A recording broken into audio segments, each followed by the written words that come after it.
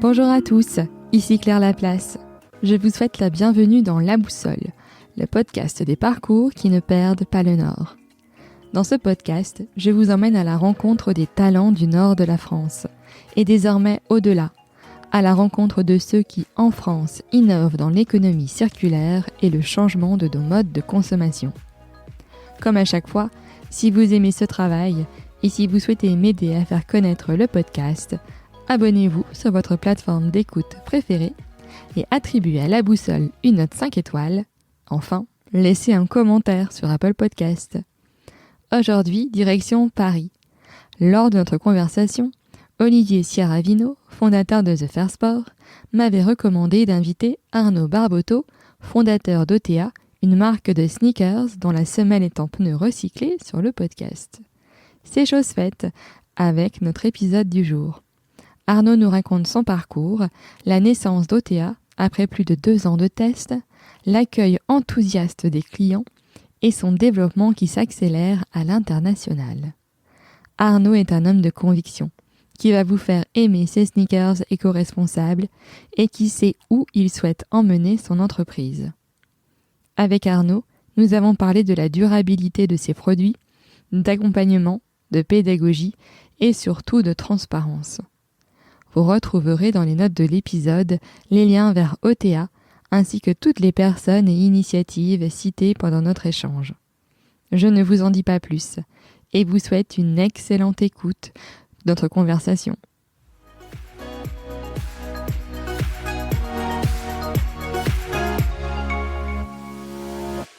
Bonjour Arnaud. Bonjour Claire. Je te remercie d'avoir accepté mon invitation sur La Boussole, sur la recommandation d'un de mes invités, donc Olivier Ciaravino, que j'avais reçu un petit peu avant les fêtes de fin d'année sur le podcast et qui m'avait vivement conseillé de te rencontrer pour échanger ensemble sur OTA, la marque de basket que tu as créée à partir de pneus recyclés. Mais avant de parler d'OTA, je te propose qu'on revienne ensemble sur ton parcours, puisque tu as une expérience riche de plusieurs années en marketing stratégique, management projet, achat. Est-ce que tu veux nous parler de toutes ces années au sein plutôt de grands groupes d'ailleurs? Tout à fait, ouais, exactement. Merci à toi pour l'invitation. Moi, je viens background école de commerce. Et après, j'ai eu pas mal d'années d'expérience dans la grande distribution au niveau du textile. D'accord. Donc, j'étais acheteur soit dans le marketing, soit dans le marketing textile, soit au niveau des achats textiles, dans des grands groupes, des grandes centrales d'achat en grande distribution. Et en gros, tous les 6 mois, j'étais amené à me déplacer en Asie, à partir rencontrer les usines pour acheter des gros volumes, pour après les rapatrier en France et les mettre dans les différents points de vente. Donc voilà ce que j'ai fait pendant une dizaine d'années dans 2 centrales d'achat différentes. Après, j'avais déjà à la base, ce côté un petit peu environnemental, à faire attention, à vraiment, avoir une petite conscience, on va dire, écologique, à faire attention un petit peu à ma façon de consommer, à ma façon d'acheter, etc.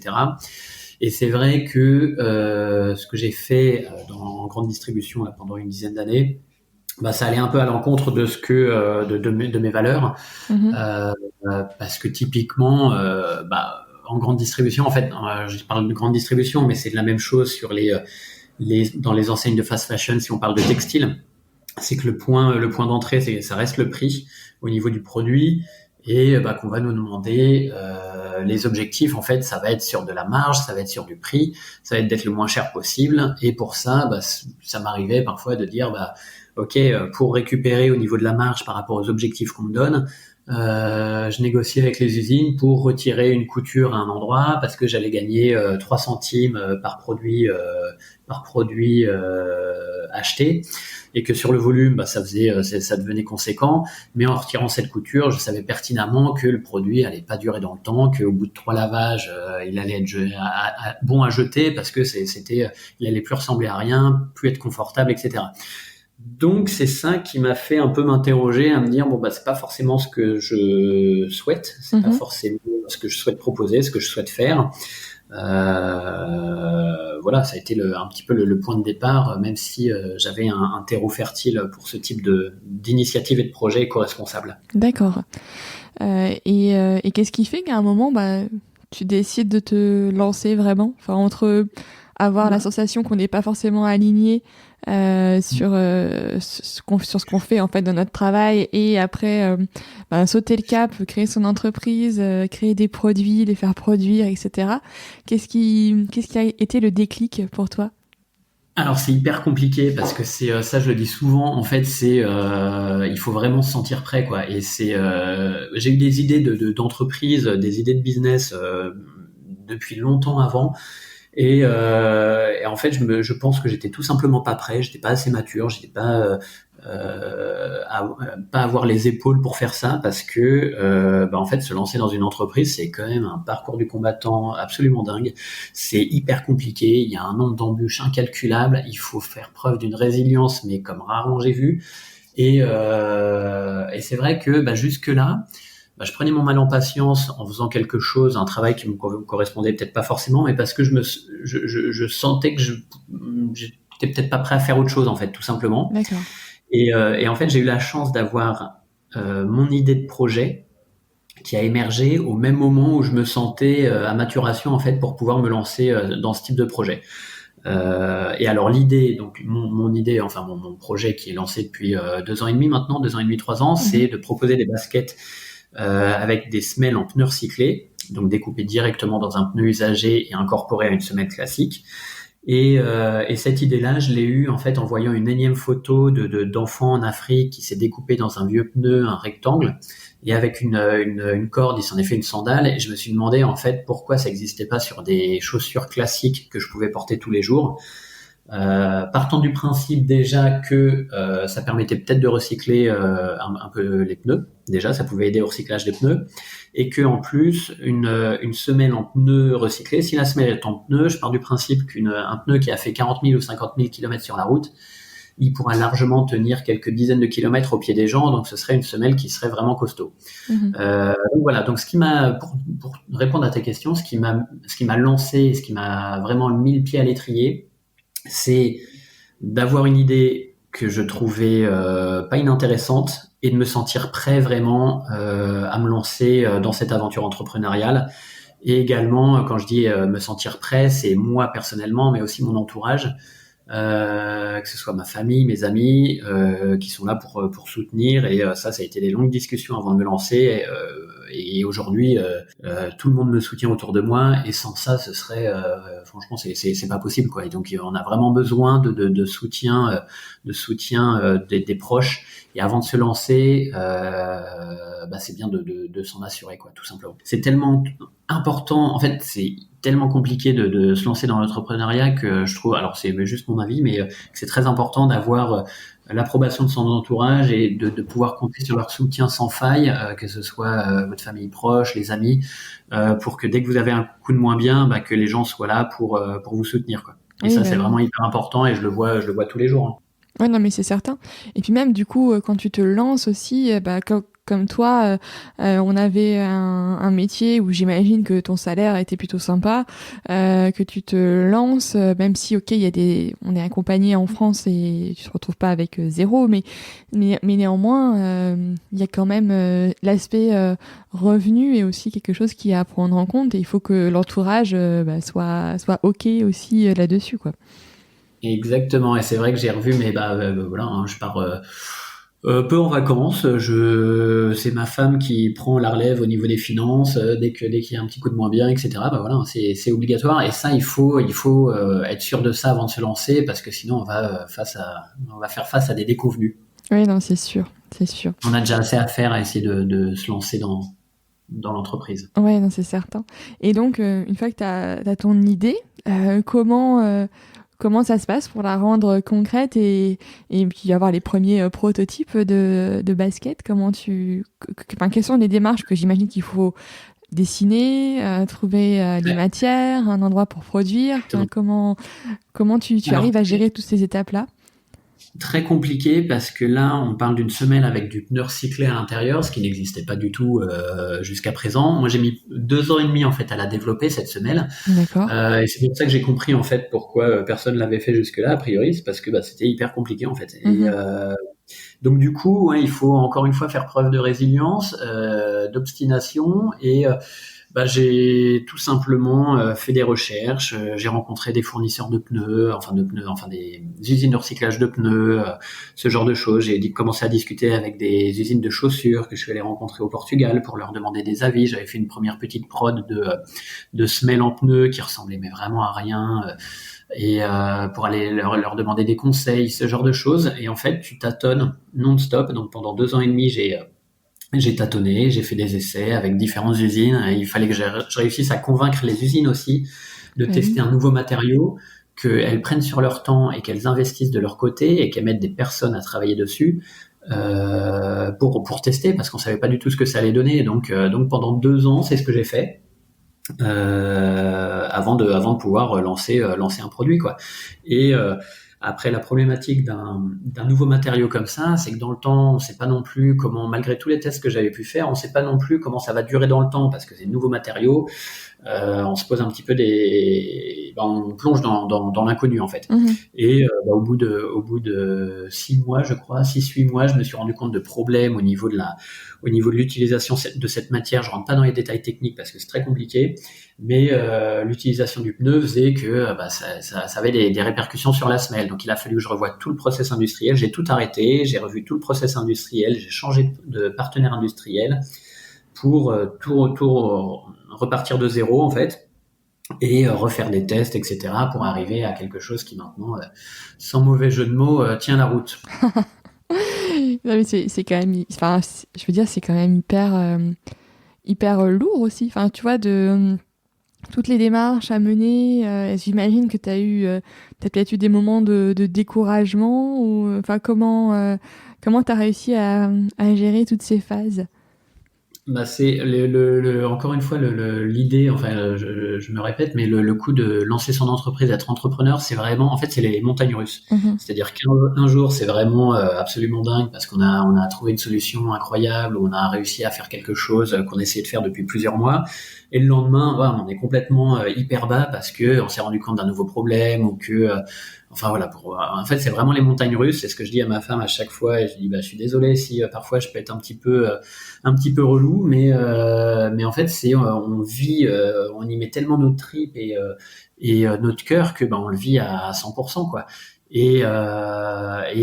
fait, oui, t'as des moments où t'es un petit peu moins bien, des moments où t'as énormément de moments de doute, etc. Et c'est là où justement l'entourage proche est hyper importante, que ce soit la famille ou les amis, encore une fois, parce que c'est eux qui, dans ces moments-là, vont soutenir la personne, vont l'aider, vont essayer de l'accompagner, de lui trouver des idées même, ou juste être là, quoi, juste être présent. Et s'il n'y a pas cet entourage qui est autour, moi je pense que j'aurais laissé tomber de bien avant, quoi. Mhm.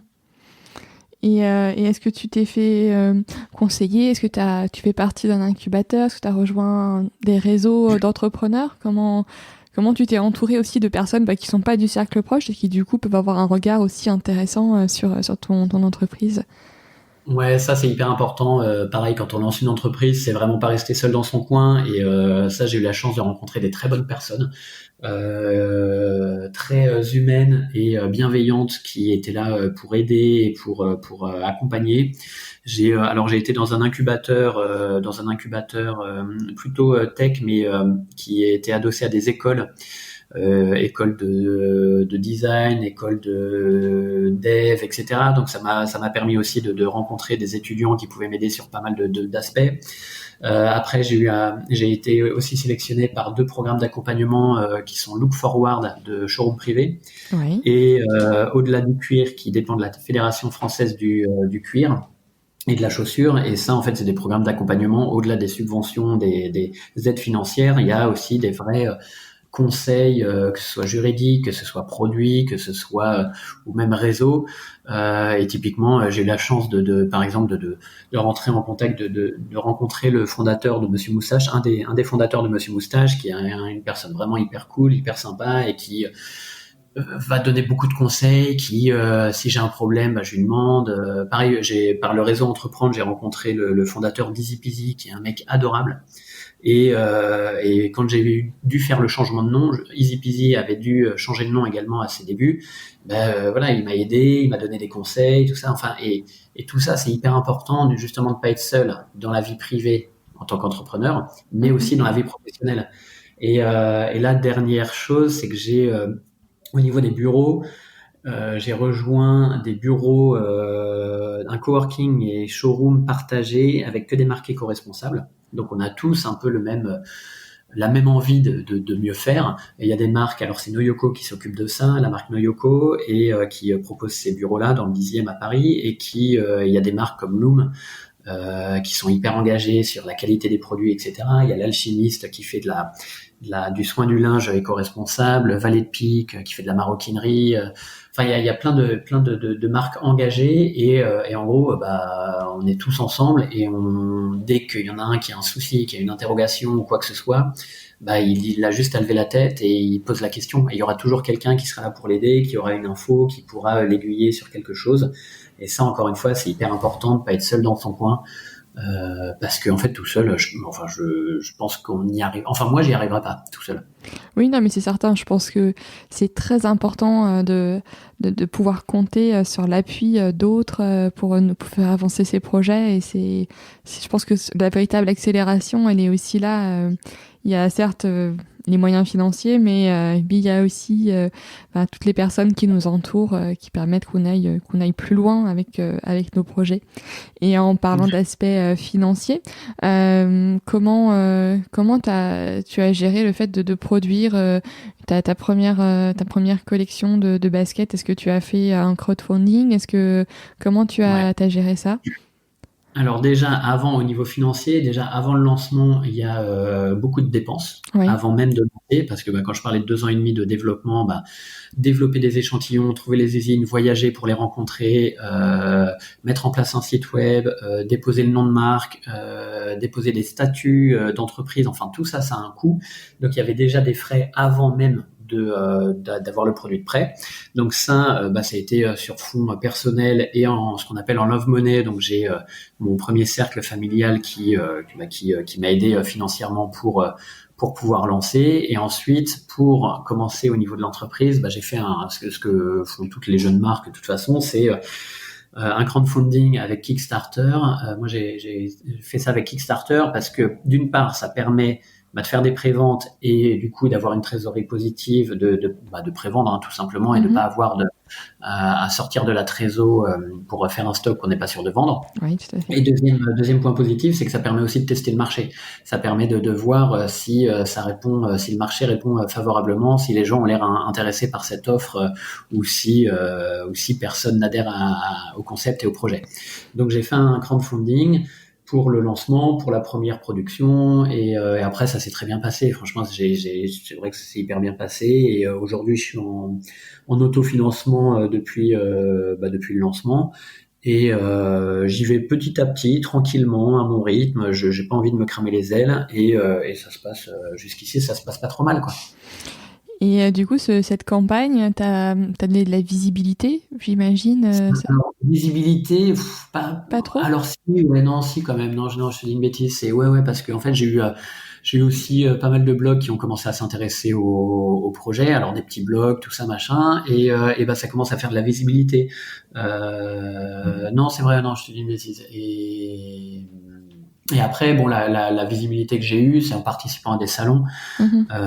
Des salons pour présenter le concept, le projet. Et après, la chance que j'ai eue aussi, c'est beaucoup de presse qui s'est intéressée à cette idée de recyclage de pneus en semelle, parce que aujourd'hui, tout le monde se rend compte qu'il y a un problème avec la gestion des déchets, qu'il y a un souci, qu'on a un souci à ce niveau-là, et que j'arrive au bon moment avec quelque chose d'intéressant et de sympathique. Oui, parce que les produits sont très beaux. Enfin, tu vois, moi, j'aime bien les belles baskets, j'avoue. Et mon mari aussi.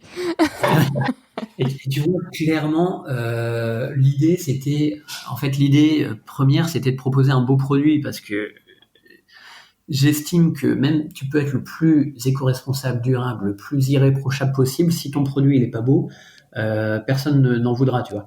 Donc, Oui, moi, ma première clé d'entrée, c'est de dire, je veux un beau produit que les gens ont envie de porter. c'est sûr. Euh, et du coup, c'est pour ça que je me donne beaucoup de mal sur le design, sur les qualités de finition, sur trouver les usines qui vont vraiment bien faire les choses. Et ça se joue parfois à des micro-détails, mais je veux vraiment que le produit plaise en plus d'être éco-responsable. C'est un peu Mm. ça l'idée.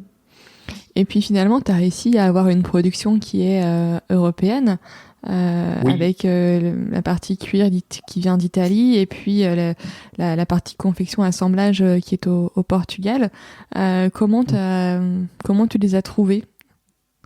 Alors ouais, le Made in Europe, ça c'était vraiment une envie de ma part parce qu'après avoir passé 6 ans en allant en Asie, voir les usines, j'avais vu des choses qui m'avaient pas trop plu. Je trouvais ça un peu, enfin voilà, j'avais pas envie de revivre ce genre de choses. Et du coup, le Made in Europe, ça a été absolument, enfin quelque chose qui m'a paru mais tellement, enfin tu vois, je me suis même pas posé de questions. Ouais. Parce que bah, ça permet déjà d'avoir un sourcing proche, d'avoir un sourcing qui est tout dans au même endroit. Mhm. Et je produisais en Europe pour le marché européen, donc ça me permettait d'avoir un sourcing proche.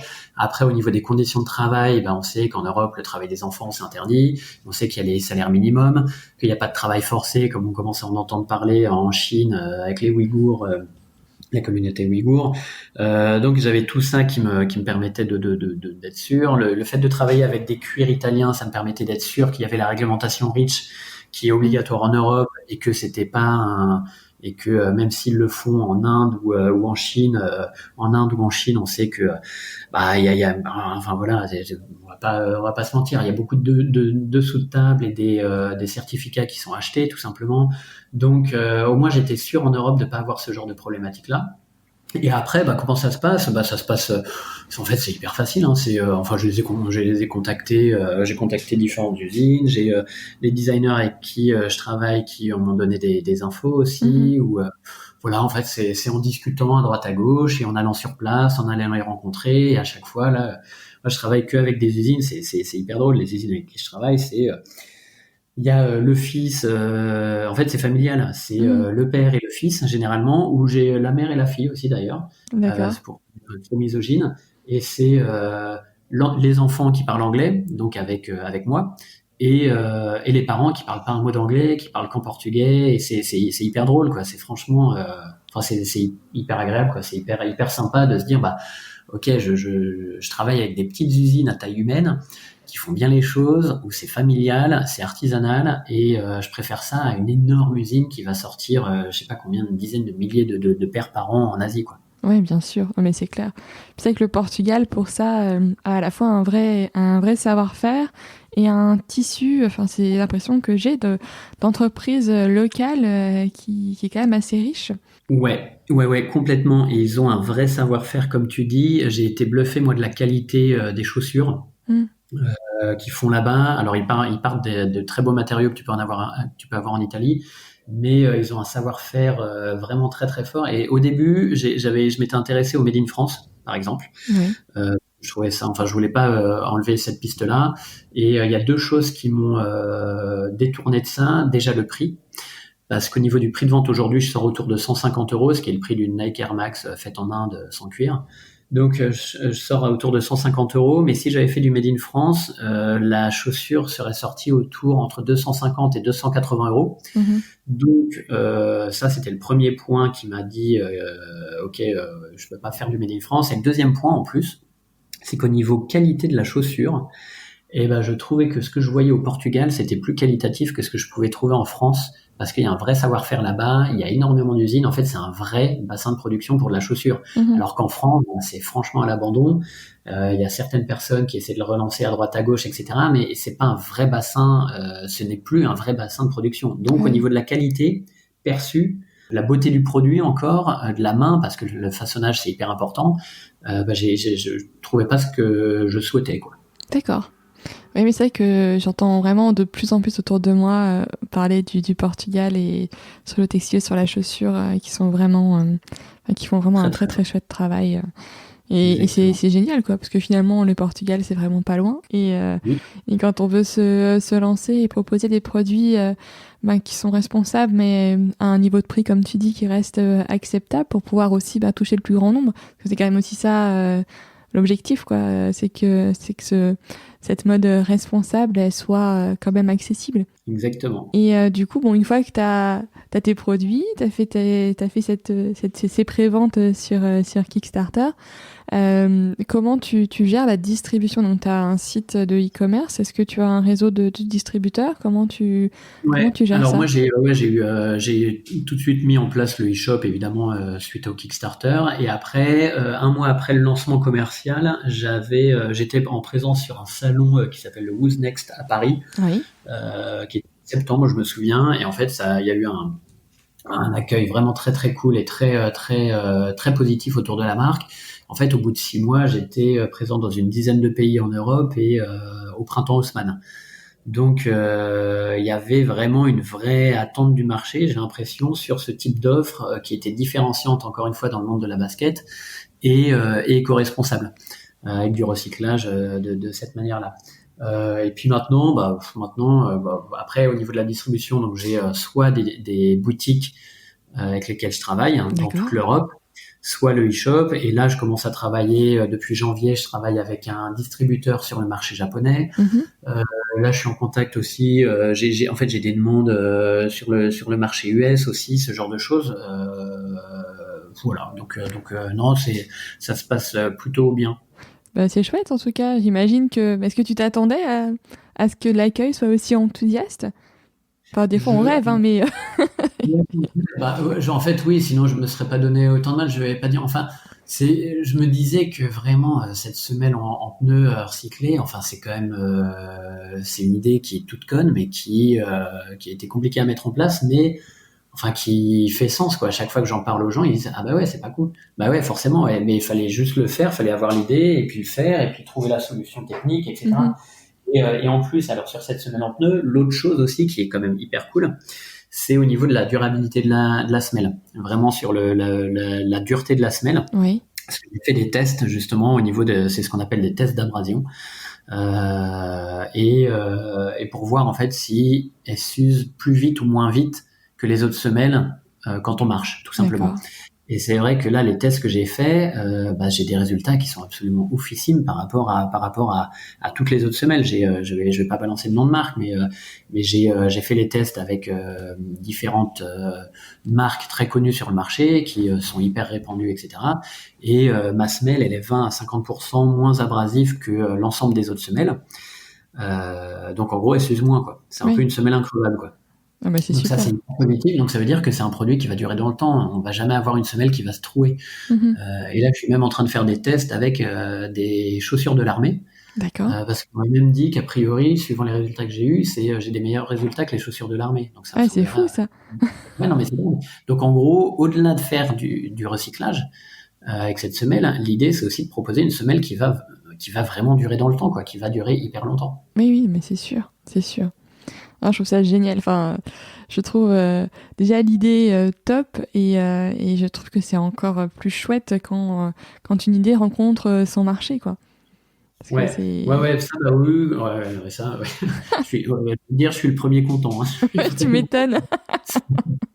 Après tout le mal que je me suis donné, etc., c'est vrai que putain, c'est cool quand je reçois des mails régulièrement en disant si on veut vous distribuer, comment ça se passe, blablabla. Je fais, c'est quand même cool, quoi. Enfin, c'est vraiment.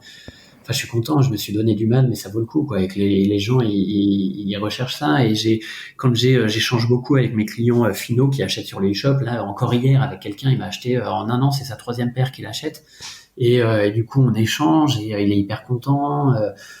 Enfin, ça me fait plaisir parce que ça me motive, ça me donne de l'énergie. Et je me dis, je fais pas tout ça pour rien, quoi. Oui. Je vois que les gens sont contents de porter ça, de participer à ce projet-là, et voilà. Je me suis pas donné tout ce mal pour rien. Et du coup, pour revenir sur le Japon, le fait de vouloir te développer au Japon, ça a eu quand même quelques conséquences pour ta marque, et notamment le fait que tu as dû changer de nom. C'était pour des raisons de prononciation locale ou parce qu'il y avait des choses, un nom équivalent en local, comment ça s'est fait du coup? Ouais, non, en fait, j'ai eu des problématiques de propriété intellectuelle avec le premier nom qui s'appelait OTH pour Off the Hook, Mhm. euh, où en fait il y a une boutique au Canada qui s'appelle OTH pour Off the Hook et qui vend du Nike, Adidas, etc. Et la personne, en fait, au lancement, était assez virulente et agressive et me menaçait de procès. Donc, oh là là. Alors moi, j'avais les droits pour l'Europe. Oui. Donc, je savais en fait que dès que j'allais sortir de l'Europe, en fait, je testais le marché, voir si ça allait fonctionner ou pas. Mhm. Et je savais à partir du moment où si ça fonctionnait et que j'allais sortir de l'Europe, il fallait que je change de nom de marque pour éviter cette problématique avec la personne au Canada. Et c'est ce qui s'est passé quand le distributeur japonais est venu me voir là en mars dernier, en mars 2020. Pendant le premier confinement, j'ai vu que je savais que ça allait fonctionner avec ce distributeur-là, j'ai tout fait pour faire le changement de nom de marque qui est passé de OTH à OTA. OTA, c'est pour On the Asphalt, avec un nom du coup en gros qui est beaucoup plus en rapport, on va dire, avec la semelle en pneu, Mhm. le retour sur l'asphalte, le retour sur la route. Et beaucoup de complexité parce qu'il faut déposer un nouveau nom de marque, il faut créer un nouveau logo, changer tout l'URL du site web, Ah changer bah toutes les oui. adresses mail, etc. Enfin, je m'en serais bien passé, mais voilà, au moins là, je suis tranquille. J'ai ce nom de marque qui est pour le monde entier. Donc, si jamais là, j'ai une personne aux US qui serait potentiellement intéressée pour la distribution, au moins là, je sais que je peux y aller, quoi. Tranquillement. Oui, exactement. C'est important aussi. Euh, donc maintenant, le Japon, les États-Unis, bon, bah c'est presque le monde, quoi. Ouais, alors bon, je croise les doigts, je touche du bois pour les US. C'est vrai que Ouais. j'aimerais beaucoup parce que j'ai eu des demandes déjà de personnes sur place, que ce soit des clients finaux ou des Mhm. distributeurs, et que ça me permettrait vraiment de mettre un gros coup d'accélérateur aussi à mon projet. Donc on verra bien. Et après, à long terme, moi mon idée, parce que c'est toujours l'idée j'essaie d'avoir qui était mon idée de production locale. En fait, à long terme, ce que je me dis, c'est que j'aimerais bien avoir des bassins de sourcing différents suivant les marchés. C'est-à-dire que pour le marché asiatique, je produis au Vietnam, par exemple, Mhm. et pour le marché US, je peux produire, je sais pas, au Brésil ou au Mexique, pour le marché US, par exemple, ou nord-américain, D'accord. mais à qualité égale, évidemment. Mhm. Oui, bien Ça, c'est sûr. plus ma vision à long terme.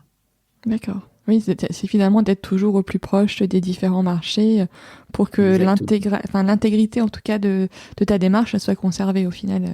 Ouais, exactement, et pas produire. C'est pour ça que moi, l'Asie, tout de suite, ça a été mort aussi. Je m'étais dit, je vais pas produire à l'autre bout du monde pour ramener en France, quoi. Mm. Et je en France. Ouais, c'est sûr.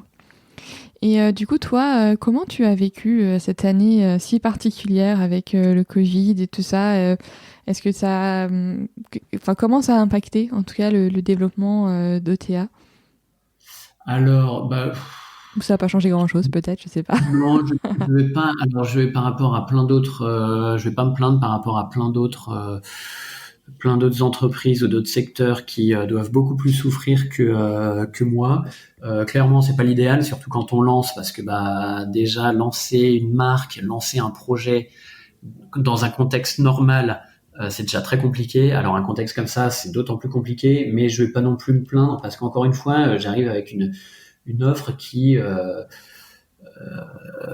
répond vraiment à la demande actuelle, quoi, où tout le monde se rend compte qu'on consomme trop, qu'on fait trop de déchets, etc., et les gens commencent à réfléchir à modifier leur façon de consommer. Donc je vais pas me plaindre parce que voilà, évidemment ça aurait pu être mieux, ça aurait été mieux sans ça Mhm. au niveau du boulot, mais bon, ça s'est quand même très bien passé. Et puis ça a permis de se retrouver pendant 2 mois confinés en famille, de passer un peu de temps, enfin voilà, de se recentrer aussi sur des choses peut-être un peu plus importantes aussi, quoi. Et Oui, c'est ce qui fait bien aussi. ouais, non, c'est sûr, c'est sûr. Et à côté de ça, tu as aussi quand même des belles communautés sur les différents réseaux sociaux. Alors c'est vrai que actuellement, je trouve que c'est aussi un des nerfs de la guerre, à la fois avec l'aspect financier, mais l'aspect réseaux sociaux permet quand même de se faire connaître. Toi, c'est quelque chose que tu as investi tout de suite dès le départ? Ouais, même avant le départ, en fait, j'ai commencé à le faire Mhm. pour expliquer un petit peu ce que je faisais, etc. J'avais eu l'occasion, la chance de discuter avec William, le fondateur d'Asphalt, m'avait donné des conseils dans ce sens-là, en disant le plus tôt possible, essaie de discuter de ce que tu fais, de montrer, en fait, d'être transparent, de dire un petit peu ce que tu fais, ce que tu recherches, etc. Donc c'est ce que j'ai essayé de faire le plus tôt possible. Et alors c'est via les réseaux sociaux beaucoup, mais aussi ce qui marche extrêmement bien et ce que les gens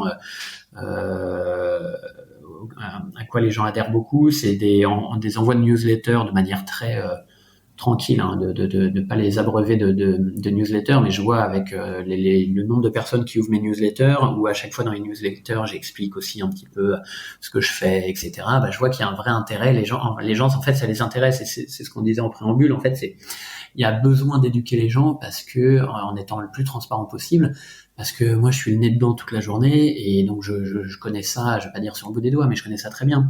Mais quelqu'un qui toute la journée est soumis à plein d'infos dans tous les sens, à par exemple la Conscious Collection de H&M, etc., où on a l'impression que c'est absolument formidable ce qu'ils font, etc.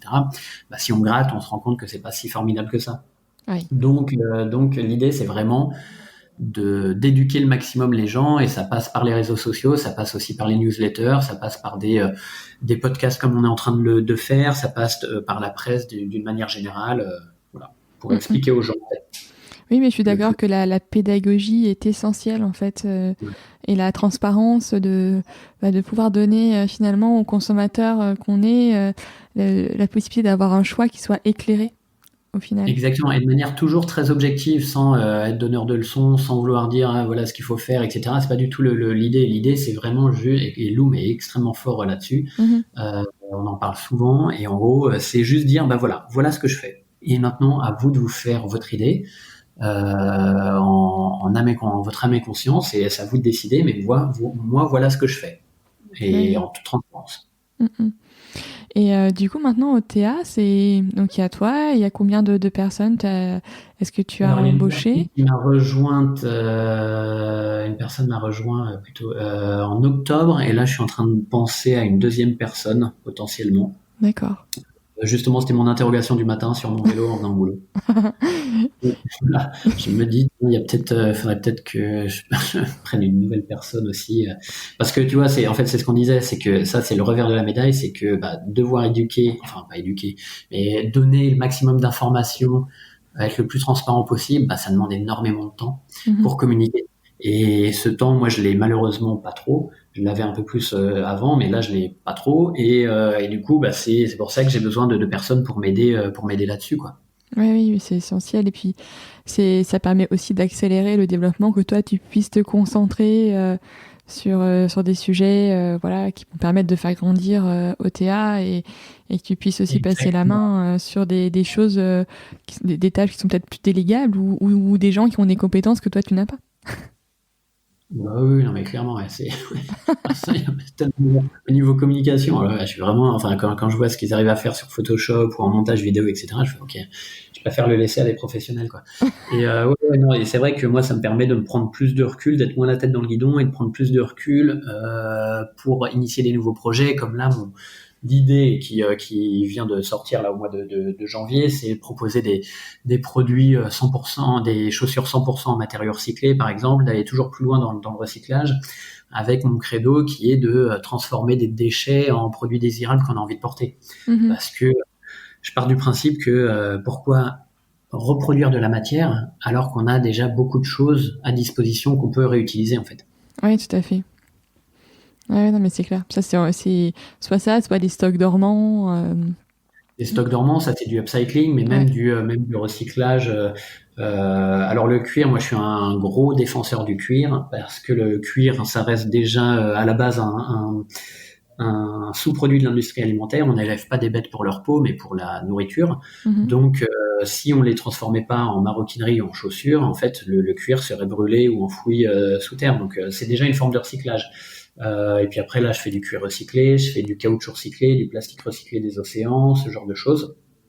Et l'idée, c'est d'essayer de recycler des matières pour les transformer en produits, quoi. Tout simplement. Oui, tout à fait. Et tu disais tout à l'heure que tu étais en autofinancement pour le moment. Est-ce que tu réfléchis à une levée de fonds, ou pas forcément? T'as pas forcément ce besoin-là pour ton développement à l'heure actuelle? Ouais, alors forcément, plus tu as de finances, plus tu peux te développer. Clairement, ça, Ouais. y a pas de secret. Pour l'instant, enfin évidemment, si j'ai un investisseur qui vient et forcément, ça me ferait réfléchir parce que ça permettrait de mettre un gros coup d'accélérateur. J'en ai pas besoin aujourd'hui parce que je suis en autofinancement et ça se passe plutôt pas mal.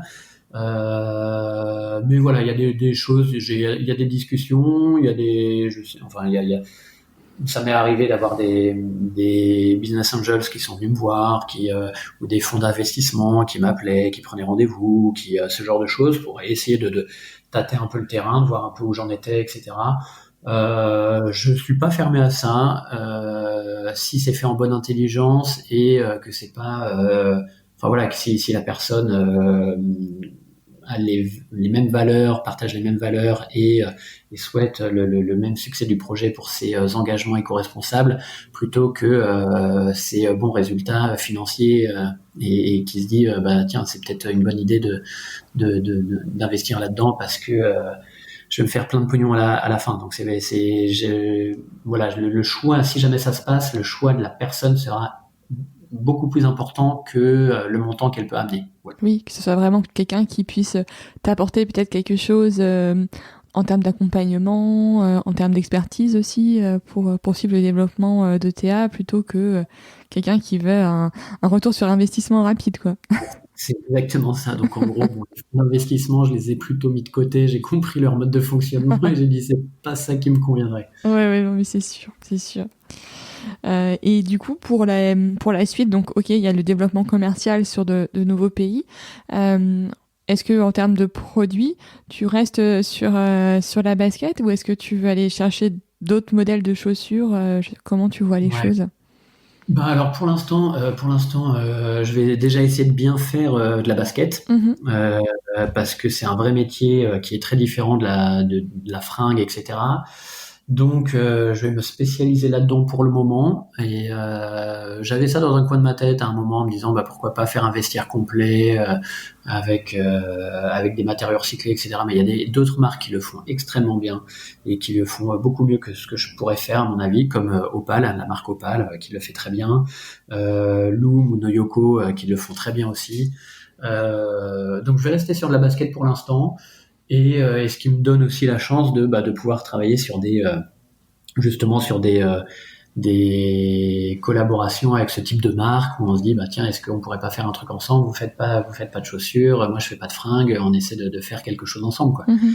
Donc voilà, et je reste sur de la basket pour essayer vraiment de bien la travailler, et il y a déjà assez à faire, quoi. Oui, Et oui, du oui. coup, ouais, et niveau développement, et comme je te le disais, là, j'ai réussi là à lancer un modèle vegan, enfin, parce que Ah, j'avais des génial. demandes.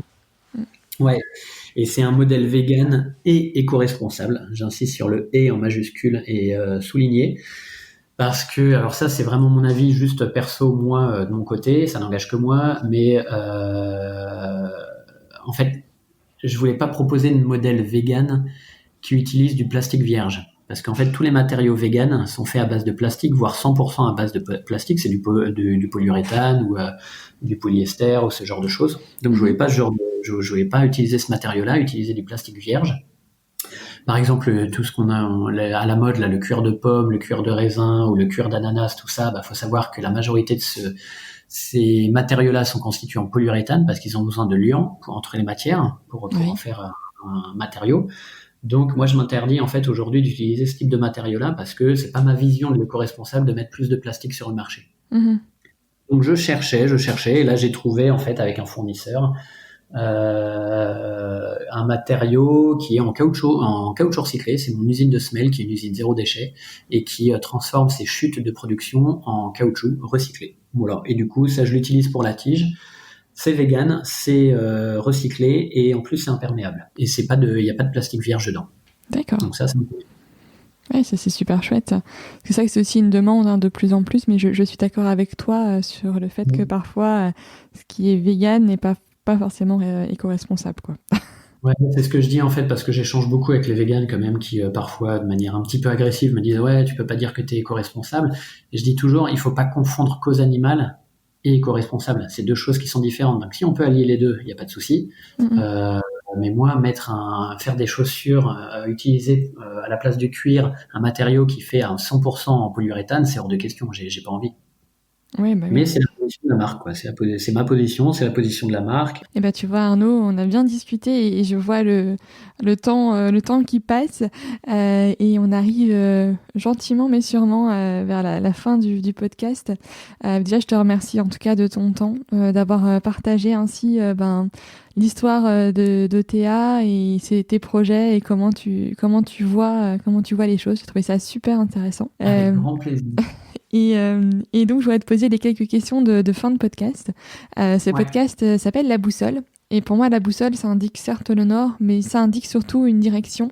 Et donc, si tu avais un message à faire passer, quel serait-il ? Un message à faire passer, par rapport à la boussole, tu vois, c'est au niveau de ma marque, moi, je parle pas je parle pas que de recyclage je parle pas que de recyclage, je trouvais ça moralisateur et donneur de leçons.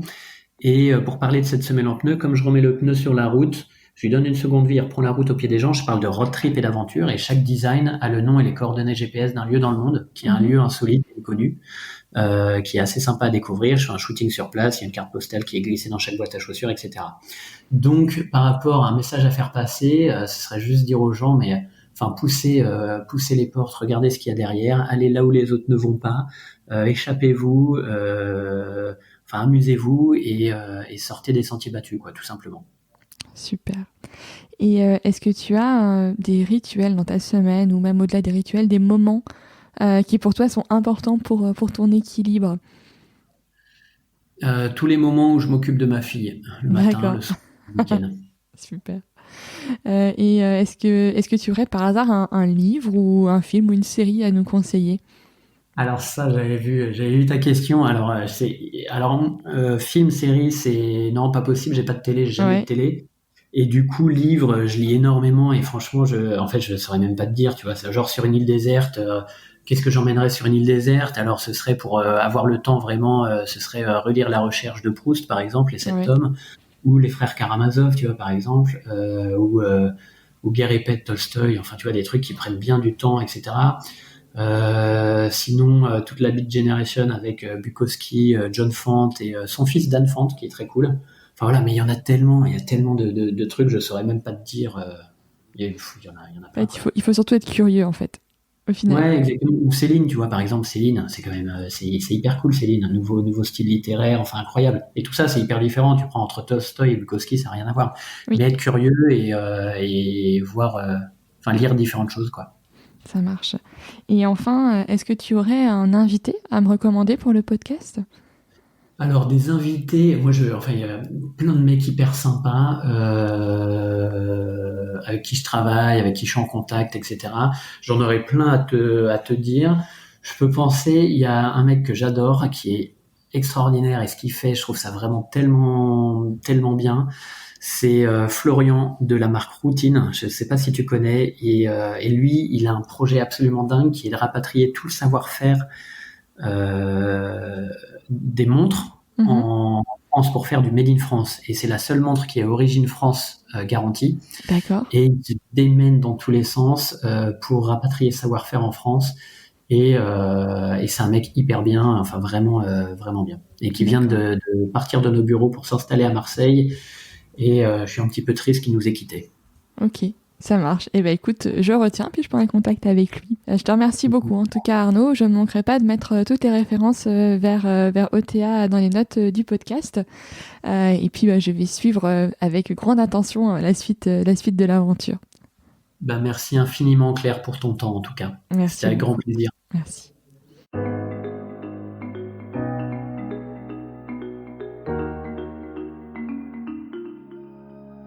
J'espère que cet épisode vous a plu. Vous retrouverez dans les notes de l'épisode les ouvrages et les initiatives évoquées pendant notre conversation. Si vous souhaitez me contacter ou échanger sur le podcast, n'hésitez pas à m'envoyer un mail à laboussolepodcast, tout en minuscules, tout attaché, @gmail.com. Je vous remercie et vous donne rendez-vous dans 15 jours pour un nouvel épisode de La Boussole.